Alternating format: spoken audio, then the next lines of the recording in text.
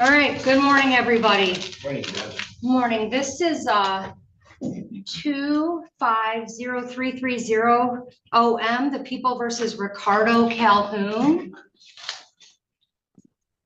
Your Honor, good morning. Elias Muwad, P41632, representing Mr. Calhoun, who I yelled at more than once since I started representing him. All right, Mr. Calhoun, good morning. Can you tell me your first and last name? Good morning, Ricardo Calhoun. All right, it's a time and date set for sentencing. Have you had an opportunity to review the pre-sentence investigative report? Yes, Judge, there's no corrections, additions, or deletions. A very thorough report on Mr. Calhoun. Mr. Calhoun, your record is abysmal. And there it is. The dreaded word in any courtroom, abysmal. Judges don't throw that around lightly. This is her way of saying, your record isn't just bad, it's Hall of Fame bad. It is so bad.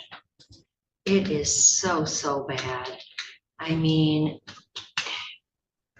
What's funny, Judge, is he's got a pretty good history of doing a lot of charitable work and stuff. Like on paper, he's got some good things going on in his life, but and I've gotten to know him, and I can tell him, is he done? I asked him this morning, are you done? His pastor, believe it or not, yelled at him. His wife has yelled at him. They all know what happened here. And but it's almost like this behavior is like an addiction for you or something, because this is the thing. I don't know how you find a job. Like, I don't know how you keep a job with, and I mean, it looks like you do good work. Like what you do is important, right? For a incredibly disadvantaged community. So you do really good work. And then I just look at this, your record for theft, and they're misdemeanor offenses for the most part, but your record for theft, I was 3 years old, and I am not a young woman. And I was 3 years old when you started committing thefts.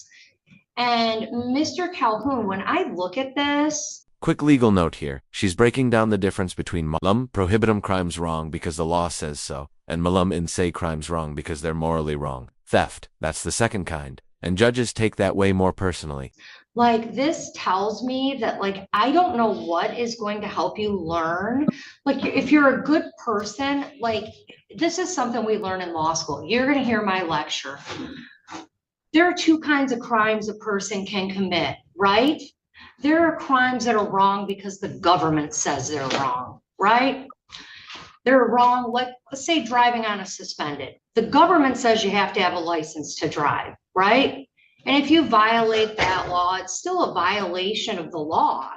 And that doesn't mean it's not serious, but it's only wrong because the government has some structure or agency that says it's wrong, right? And then there are other crimes we learn about in law school that are bad because they're morally wrong, right? Driving on a suspended is wrong because the government said so.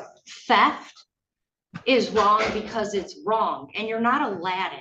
You're not out stealing bread or food, which I would view very differently. This isn't for survival. This shows me that you don't have a dishonest heart. And that, I mean, that any judge or attorney or anybody that looks at this, like this is all of your criminal convictions are wrong per se. Like, Oof, the new pair of slippers comment. That's a dagger. The judge is drawing a line between stealing to survive versus stealing for comfort, and she's making it clear this wasn't survival mode. They're just wrong. They're not wrong because the government said they're wrong. They show bad character. And for someone who does the type of work you do, it's just like the people that you work with, if they steal, they're stealing food, right? These people are stealing to survive. You're stealing for a new pair of slippers. Like, you know better. And I know you know better. And it's just incredibly disappointing to see someone that has your history back in front of a court. And like, you've done this before, you've been to this rodeo, and it looks like you had a gap of a decade of nothing. right? No offenses whatsoever. That doesn't mean you weren't doing it. It meant you weren't getting caught. And because I don't think someone just walks into a place one day and says, I like those, and takes them, right? And you have income.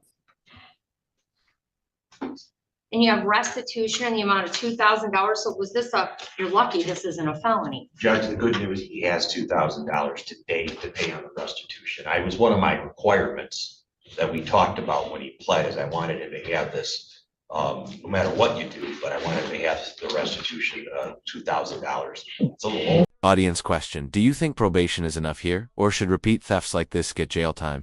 Drop your thoughts, because this is one of those cases where opinions split fast. Fines and costs, but he spent today. I just expect that someone your age with the type of, I keep going back to the type of work you do, but like, I'm shocked really to see someone with doing what you do every day and watching people who are suffering. And then you go out and do it for what? Right? Is there anything else that anyone wants to say? Yeah, I'd like to say something. Go ahead. I wrote a few things down so I wouldn't forget, but one of the things that sticks in my head is from Forrest Gump: stupid is what stupid does. And I really need people to see that, it's a case. But also, I don't think I ever really thought about it. I also be destroying my family. And I haven't told my younger kids about this, and maybe one day I will, but. Well, I mean, it's a teaching thing for them, but like, this, like you're grown, I'm grown, we're all grown. Kids learn from what they see. And they learn from what they see, they learn from what they're surrounded by. And, you can say, do as I say, not as I do. But if dad's coming home with things dad can't afford, right? I mean, at some point, kids aren't stupid. They're not. Kids are probably smarter than us. They pick up stuff that we're so used to living in the world, we don't notice. They do. The recommendations for probation, I'm going to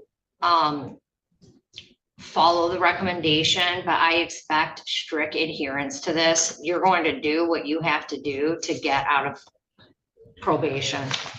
You didn't get a special status or anything, so you'd be eligible for termination at the halfway point if you complied with everything.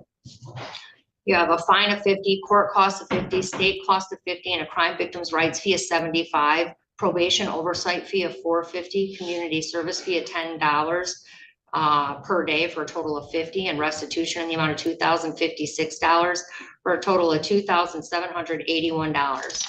If you pay what you have today, and then you can have a payment plan for whatever the remainder is. You have 12 months probation. You'll do 5 days of community service. That's 40 hours. You'll do it in the city of Taylor. On-demand testing is exactly what it sounds like. No warning, no excuses. If they call, you drop everything and show up. Miss it, and you're right back in front of that same judge. And she already has her abysmal speech ready. The city of Taylor, you'll do it in the city of Taylor, and you'll provide proof.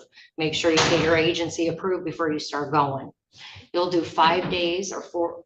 I just told you that. You'll attend one CASA support group meeting per week and provide proof. I'm guessing that's a Shoplifters Anonymous class. You'll abstain from the use or possession of alcohol or controlled substances for the term of your probation unless they're prescribed by a physician, and documentation will be required. And you'll be subject to testing, random drug and alcohol testing, or testing on demand. You understand what on demand means? If they say you gotta come in and test, you gotta test. If they find anything, then you're gonna be in front of the judge. Do you live in Taylor? Do you live in Taylor? Okay. So you'll be tested at the demand of the probation department. If they call you, you better answer, or it's a violation. You'll submit to a mental health evaluation as directed by probation and follow therapist recommendations and provide proof that might be helpful for you. You'll complete theft prevention classes as directed by probation through Crossroads Recovery and provide proof and follow all. And in case you missed it, she just ranked, "Thou shalt not steal," right behind, thou shalt not kill. When a judge starts quoting commandments at you, you know you've been officially served. Therapeutic recommendations, any other ancillary services that are deemed warranted. You can't go into bars or liquor stores. You can't surround yourself with drug or alcohol using peers.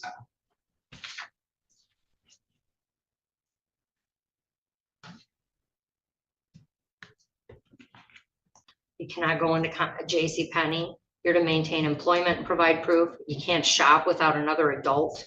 You can't operate a motor vehicle without a valid license. And were you arrested and printed? Yes, I went in there. Yes. What's that? Yes, I mean, I'm hoping, do you go to church? yes, You're a religious man? I like to think All right. so, but, You know the commandments? uh, How far down is not stealing? I think about 3 or 4. Yeah, it's like at the top of the list, like after don't kill, right? I mean, think about that and think about how you want people to view you and the kind of person you want to be. I mean, I don't know if I'm going to change you by lecturing you for 3 or 4 minutes, but you're too old for I'm this. definitely too old. All right, we're all set. You can go down to probation department before you leave. Go downstairs to the right to set up your appointment to meet with them, okay? Appreciate it, Judge. Yeah. Thanks for counseling him like I did. Mr. Calhoun, call me if you need anything, okay? Okay, All thank you. right. Yes, sir. Hey, thank All right. you, God. Thanks, We're all Judge. set. Good to see you, Judge.